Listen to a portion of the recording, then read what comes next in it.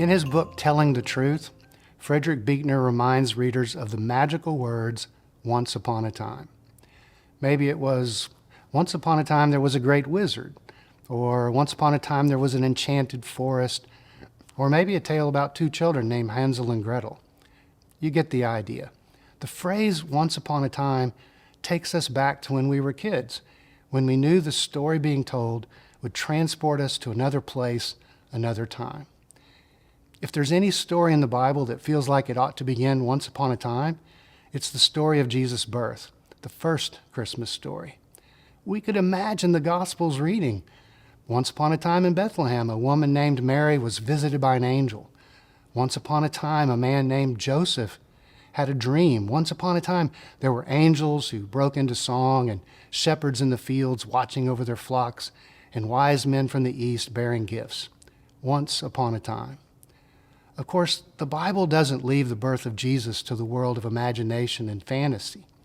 The Gospel of Luke, for instance, tells us about a census, which is to say a time when taxes owed to the Emperor of Rome had come due.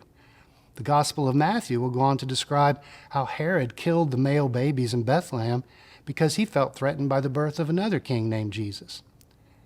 One imagines Jesus born today in Kiev, the capital of Ukraine, or Gaza in Israel, not far from Bethlehem where he was born, part of the West Bank, so often in the news today.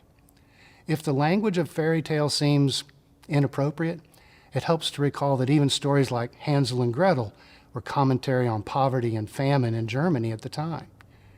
Frederick Buechner believes that while we don't know the facts of Jesus' birth, that need not discount its impact. He admits that the longer he lives, the more inclined he is to believe in miracles. And if we have our doubts, he cites a line from an old familiar carol, "Come and behold him."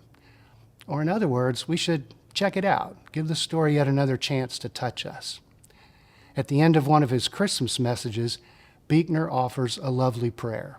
It begins, "Dear God, in the darkness of the Virgin's womb, the Holy Child grows. In the darkness of the world's pain, the blessed light begins to kindle." I love that. God knows our world is full of darkness, but also light. Buechner closes that same prayer with these words, "Be born among us, that we may ourselves be born. Be born within us, that by words and deeds of love we may bear the tidings of thy birth to a world that dies for lack of love. We ask it in the child's name. Amen." This Christmas season, that is our prayer for you and yours, and for this bright and yet blighted world. Merry Christmas, friends. Merry Christmas.